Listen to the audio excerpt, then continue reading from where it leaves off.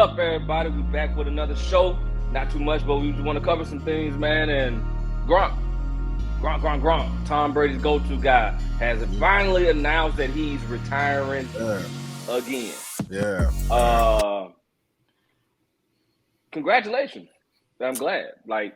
I'm glad that he's retiring. There we go. And I hope he stays retired. See what I'm saying? Because that all that's going to do is just it's going to get Tom Brady to be like, I think it's time for me to settle down. Well, he already retired once because he retired with the Patriots. So, and then his only quarterback he's willing to play with is Tom Brady. I believe. Okay, so this is what I believe about Gronk. This is a little bit what we talked about yesterday. Players taking control of their destiny. He, like the last 3 years, if you're in a system like with the Patriots and basically you're being told what to do, it's like a dictatorship. Then him and Tom Brady have crossed into this where they can kind of do what they want. So, well, not what they want, but they have a certain cachet. Like, they know what they bring to the team. So what? He retired. He got his body right. He vacationed. He did what Gronk do. He partied. He had fun. He had brand deals, endorsements. He did what Gronk does. Brady goes to the Bucks. Brady's like, hey, get you a chip. Come to the Bucks. I'm building this team. I'm the GM, not Belichick. I'm building this team because we know that it was mostly Brady that got them chips. It's 60%. Well, hold on. You're telling me that you feel as if Tom Brady was like the main source for the reason why they won a national championship. 100%. Players got to play. Only coaches can I understand play. Yeah, but who comes up with the scheme? The coaches. But you know what? After so many years of the schemes and so many, like it's the players have to produce. If you could teach me something and you can show it to me, like hey, Bobby, I've been showing you this for 2-3 years. Why have you gotten it down? Because I don't have the skill level. I can't recall. I can't do this. So it's coaches can only get you but so far. And coaches will admit that too. Hell, even with Bill Belichick, even though he's even said it when he's won the Super Bowl, he was like, look, I can't take credit for this. Yeah, as coaches, we got them to a certain point, but to be honest, this is a players' league. The owners pay the players all this money, not the coaches. The owners put the players on the field for a product, not the coaches. When you see a big name, when you see a name that comes across ESPN, so-and-so signed for a crazy amount of money, we don't never see when coaches sign up. They don't never promote that because they're not the product. The players are the product. Coaching will get you but so far. You got to have skills. And now, you know what? It's not even skills. Because some of it, because I'm a believer in the Patriot way, everybody has a specific set of skills. And it doesn't mean you could be the greatest, but that's why for so long, the Patriots were who they were. And to a certain degree, they still are good. I mean, look, they was in the playoffs last year with a rookie quarterback because everybody understands how to do their job. So, but you have to have some smart, skillful players on your team. You can only players can execute your vision. You got to have smart players to execute the vision. So let me ask you this: with Gronk retiring from the Bucks, mm-hmm. where's that put the Bucks at, and where's that put Tom Brady at? Because we seen last year and the year before that where Gronkowski was Tom Brady's go-to guy in clutch games. So now that you take Gronk out of the position, you take him out the picture, because, I mean, he was looking like RoboCop out there with all those, he had almost every recovery, everything on him just to keep him moving. Now what is Tom Brady? Who's going to be the go-to guy? Because, I mean, they still got Godwin. Okay. Yeah, Evans. They still got Evans. They got Evans. They still got Cameron Brate. He's still there. He's not. I know he's not Gronk, but he's formidable, but he's not Gronk. Man, let me tell you something. Okay, Gronk. So the last 3 games, like the last part of the season, Gronk put, you know what? The last part, you know why Gronk is valuable? It's not because he's a great decoy now, because I think he's past his prime, but he's such a great decoy. But his blocking skills are exceptional. Like it's second to none. And that's a important position. Like, I know the tight end position has become a hybrid position that basically is a wide receiver position now. Yeah. But blocking with the offensive line is so important. And that's what he does. That's one of the things. It's one of the most underrated things that he does that doesn't get shown up on the stat board. So that running game gonna be suspect if that's the case. It is. But it gives you but it gives the quarterback a little bit more time in the pocket for certain plays. But man, Gronk. So this is the retirement. This is the retirement. I think he's gonna come back. I do. I don't think he's retired. I think he doesn't want to go train. Like, he's at a point in his career that he doesn't want to go through OTAs. He doesn't want to go through training camp. Man, like, he has the chips, he has the money, and I think it's just more like he only wants to play with Tom Brady, and that's it. But it's like, man, I got a chip in New England and I got a chip with the Buccaneers. Like, he's already solidified. Now, another good question is he the best tight end of all time? That could be another question. You know what? And you know what? We'll set up an episode for that one. We'll definitely set that up because that's a good one. I mean, is he the best tight end of all time? Because, that's a good one. I ain't treading them waters. That's a good one. That's a good one. Well, it's only 2. Okay, just real quick, because I don't want to do a deep dive, because like you said, that is a good question. But off the top of my head, it comes down between him and Tony Gonzalez. That's it. Him and that's it. And Shannon Sharp, but him and Tony Gonzalez. Those are the main 2. So we can dig into it later, but it's between him and Tony. Tony Gonzalez was, first of all, he was like the LeBron of football. Dude was an Iron Man. Like, he missed what? I remember looking up his stats maybe a while ago. He missed 2 games in 17 years. 17, and he put up numbers. His problem is he didn't win a Super Bowl. That's his problem. That's why I can't put him number 1. He has the yards, he has the recs, he has the production. He doesn't have a Super Bowl. Gronk has the yards, Dan for sure has the Super Bowls, but he doesn't have the longevity. Well, we'll see. To be determined. Yeah. We'll see. But Tony, I put a wager on that he isn't coming back. Who? Gronk. That he's not coming out of retirement. Oh, Gronk is not coming back? No. I think he'll find himself doing other things. Probably getting some wrestling, which he did once before, and probably get involved in some other stuff. But he's not coming out of retirement. I think he's done. So you don't think week 9, week 10, no, Brady gives him a call, hey, man, we need you? No. Easy, like you're playing half a season. No. I do. He's done. I do. This year? I do. No. Yeah, this year? No, I do. No. If not this year, he'll make a comeback next year. I do. Well, you know what, YouTube? Put in the comments, and this is what I want y'all to put in the comments. Do we think Gronkowski is going to come back out of retirement? And then who's the best tight end in the league? Oh, well, in the league? Or in the league, of all time. You said he was the best of all time. Oh, no, for him and Tony Gonzalez.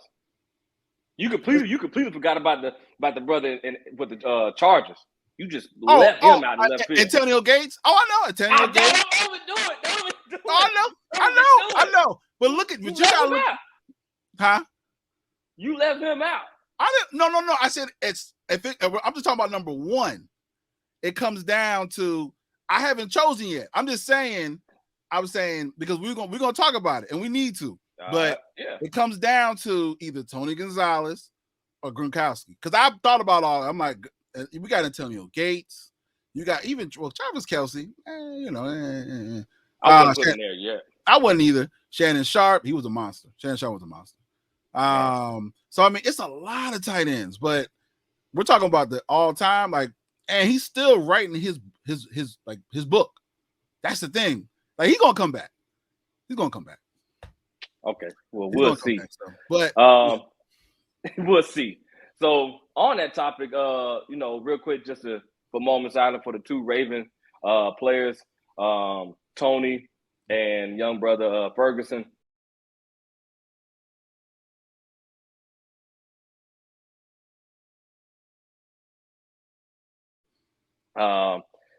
Both recently passed away. Ferguson 26, Tony 55. And Ferguson, man, I remember him in college when he played for Louisiana Tech. Nasty, set an NCAA record for sacks. He was an animal. He was an animal, especially playing at the college level. But for that young, it's starting to become a recurring thing because we just had the young brother used to play for Washington. He was training with the Steelers. Got his name already. Dwayne Haskins. Oh man, you see what I'm saying? And it's just a lot of young NFL players with promising careers, just unfortunate deaths, presenting themselves. But give a lot of give the family our condolences. Sorry for the loss of your family. To the Raven corporation and community, keep pressing forward and sorry to see it happen and hope for the best. Yeah, we got a lot of young talent that's been gone. So definitely just to kind of piggyback what you said, is send our condolences out to all the families involved, because it's tragic. It's tragic. He took him gone before he's even get a chance to even live his full life. Yeah. Like not even just prime yet.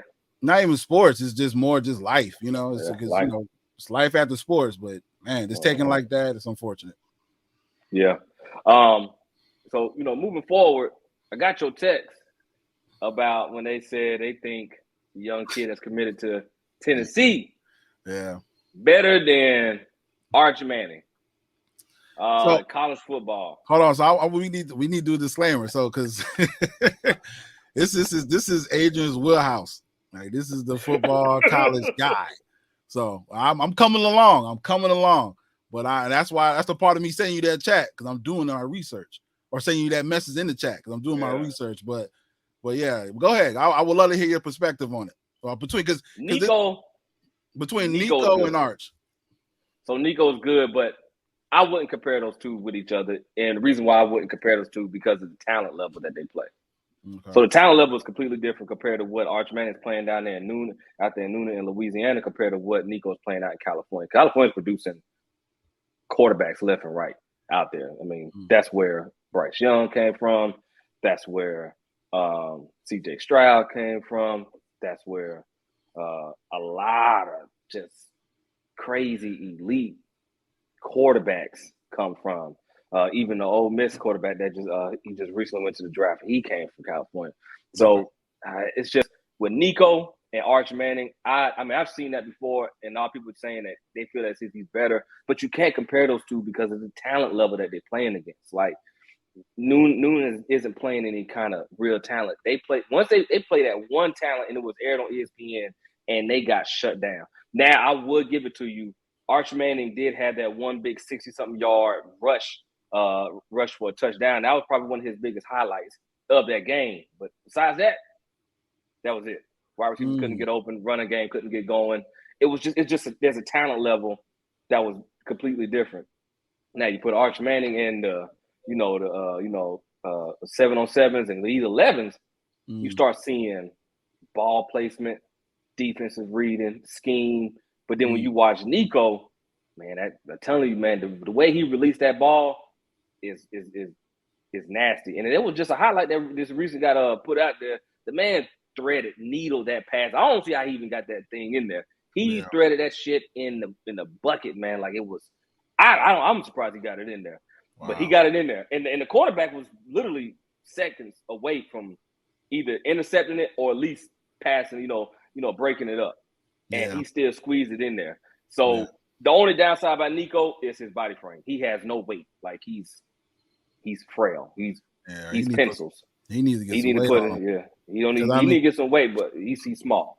because I was with the video I sent you guys. It's like I could tell he could thread the needle, but the video I sent you guys, I'm like, yeah, boy, it's nice to do the drills with no defense and not take no hits. But what's going to happen when you take that hit? Like a 300-pound man just on you, just right, just knock your head off. What's going to happen? Yeah, but I mean, he's going to Tennessee where, and like that Tennessee scheme, it'll fit perfect with him because that is a hurry up offense. Like when I say hurry up offense, I'm meaning like soon as he passes the ball or a running back gets the ball and he gets tackled at the 5-yard line, the running back is actually picking that ball up, finding the referee, giving it to him, and they getting down, set, hut, go. Okay. That's how quick it's literally like maybe 2-3 seconds until they're ready to start snapping the next ball again. Like defense has no time to rotate players. If you got like a Jordan Davis out there, when we played him, when Georgia played him, yes, I'm a Georgia fan. So what? We didn't win them 40 years. We got one now. Georgia fan. Hey man, hey, we got one. UGA. So you're gonna get another one? Who is it? Duh. We definitely gonna get another one. Okay. We definitely gonna get another one. Yeah, we'll definitely see. Woo! Hold that energy because football season is right around the corner. We'll see. But like I was saying, man, Tennessee scheme is perfect for them. It's perfect for him. Like I just think I feel as if Tennessee is maybe another year or two away from really being a contender to really push for the opportunity to get to the playoffs. Like this year, they'll get if they play it right and lose, and what I'm seeing the only game they're gonna lose is against Georgia, they can make a sweet a New Year's Six bowl, and they're playing a good bowl. Hell, damn near probably the Rose Bowl if they win the games that they need to win and they win them the correct way. That's where it comes down to. But if they start losing the wrong games, then that's just gonna really affect their rankings. It's all about winning the right ones and losing the right ones. You start losing the wrong games, man, to a team that you should have definitely dominated, or you get blown out by a team that you should have been competitive to, but you was expected to lose. Yeah. But you get blown out and lose by 25 points. Your rankings, I mean, it just, they start looking at it, man, and then, everybody starts putting them rankings out. It can hurt Tennessee. But I can see Tennessee definitely doing something. And they get Nico, they might not do nothing this year. They might just lose 2 games this year. But Nico come in, they get him in that training program. They get him start putting on some weight on him, get him familiar with that scheme. Yeah, I'm telling you, man, that's going to be a team you just definitely got to be careful with because Josh Heupel, he's good with that hurry-up offense. That's what he brought from UCF, and he was doing monsters out there at UCF, brought him to Tennessee. They changed that. They flipped that whole program upside down after that whole scandal, and them jokers were putting money in McDonald's bags and giving it to recruits. And this was before the NIL finally was approved. They were literally giving out money to recruits to come, and it was just blatantly. It wasn't like obvious, but it was putting it in. I mean, the report was saying they was putting it in McDonald's bags. NCAA came down there. Yeah. NCAA came down there and regulated house. Everybody got fired. Like, hey, all you guys get up out of here. President, bye. Well, not the president, but the AD, bye. Got him up out of there. Now you bring in Josh Heupel, a new AD. Pretty much the whole coaching staff is turned over. Pretty much half the players that were there are gone. Tennessee is definitely going to be that team, but on Nico and Arch Manning, I don't know, man. I wouldn't compare those two because, like I said, Arch Manning is different. He comes from the Manning family with that last name, so you gotta know that he's getting some type of, some, Obi-Wan Kenobi, Luke Vader, his name. Grooming going on. You know what I mean? They're really grooming this kid. They're really grooming him, and just from looking at what I'm seeing, Nico, he has that what I'm looking for, that game type of play where he's played competition, where he's been in shootouts, so he's been in tight, close games. Whereas Arch Manning, he just, unfortunately, it's just the talent that he's playing in, and the level, and the lead that he's playing in. He's just not playing the same kind of talent. It's just like the quarterback we got on our roster now, Brock Vandagriff. He was ranked as a 5-star quarterback, but he came from a private school. So, the talent is different. So he's playing in Georgia. He's been there for 2 years now, and he's considered the number 3 quarterback. Yeah. But he was a 5-star quarterback coming out of high school. It's just you start playing different talent levels, man. It just changes things, man. The speed is different. All that. It's gonna be interesting for Arch Manning because I go back to the question in like the heart and do you really want it? He was pretty much he's groomed and he has access. He's always had resources. He can pick up the phone and he can call Peyton. He can call Eli. He can call. I mean, he has Tom Brady. Yeah, for real. Like I mean, and whoever else, he had all these in training and like behind the scenes stuff that access that most people don't have. He's had it. So I always question, not kids because they are kids, but I always question. Let's say this, athletes like that, that had a type of access because you don't know if they ever want it, and they have to want it for a different purpose. As opposed to somebody coming up from different like upbringings, is like I got to feed my family, I got to do this. Everybody has their own different purposes, but he has to. If he really is going to be successful, and he is successful in the NFL, it would impress me because it's like, dude wanted it, and he didn't have to do it. He didn't have to do it. He could have just went to college, got a nice little job, been set for life, and he's been good. So I'm interested to see how he ends up. And Nico, man, like just from watching him, like I said, I watched a couple of clips of him. I just think I get his weight up. Get the weight up. Yeah. Them boys are gonna these boys are fast, strong, lean, they putting you on your butt, so but and which is also crazy, man, is all the reports that came out about Arch Manning is he's humble. That's what everybody says. He's humble and he isn't complacent. Like he knows what he has. He knows what he has, but he also knows that it's also was going to have to be earned. It's never going to be given to him. And I think that's just because the way his family raised him.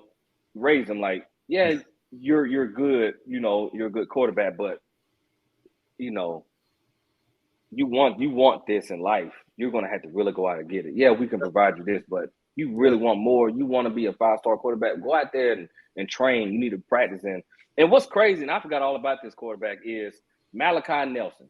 Nobody, it's funny how nobody even talks about him, but Malachi Nelson is another quarterback out from California playing nasty ball out in California. California literally has a pipeline of just producing quarterbacks. That's all they do.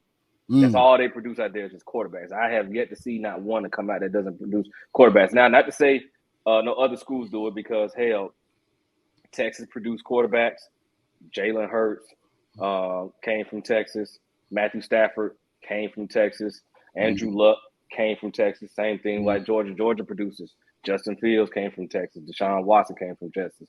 Deshaun Watson came from Georgia. Justin Fields came from Georgia. Trevor Lawrence came from Georgia. They produce, but California, it's like they got a lab, and they just up in there just making them, and then they just putting them out there, which is crazy. But Malachi Nelson is another name that I think everybody need to pay attention to. Malachi Nelson, okay. Malachi Nelson is another one. He's committed to USC right now, and which I'm not surprised. You got Lincoln Riley over there. I mean, what quarterback doesn't want to go play for Lincoln Riley? They'll produce 2 Heisman winners, and both of them transferred in. Like, both of them were transfers from different schools. And then they go play with Lincoln Riley, and boom, both of them were Heisman winners. Boom, both of them, I want to say, first-round picks. Yeah. Okay. So, now, we need to create a. You know what we're gonna do, guys? We need to create a segment just for Adrian in the college football called the Adrian College Reports. The way you broke that down. The way you broke that down, I'm like, okay, all right. Yeah. So maybe give you a little 3 to 5 minute segment. Just give us the up news and the updates, what's going on. I will keep you updated that Georgia is dominating. There you go. Kill that one. Boom. Boom. And I don't care what all the fans out there, y'all can say what y'all want. I'm going to be this who it is. So don't let your team be on our schedule this year and you talk trash. You can put your team in the comment and talk your trash, and then I'll come back and I'll talk my trash when the game is over, and then I just laugh at you. See what happens, guys, when you give a dog a bone. See, I'm gonna tear it in half. See, that's that. I'm gonna tear it in half. Let's see tear what that bone happens. in half. But on that point, man, we're gonna go ahead and close it out real quick, man. But thank you for everybody chiming in again. Go like, subscribe, put some info in the comments. You know what I mean? Give us some things you want us to cover. Give some feedback on what y'all think we were talking about, and if you agree with what we're talking about, disagree, let me know. And if you don't feel like Georgia is the best team in NCAA college football, put it out there. Don't make me none. They're not. Yeah. They're not. Go Michigan. Go Michigan. Go Michigan. All right, y'all. It's your boy Adrian Blackwell, Bobby Douglas. Yes, sir. We out. Peace. Peace.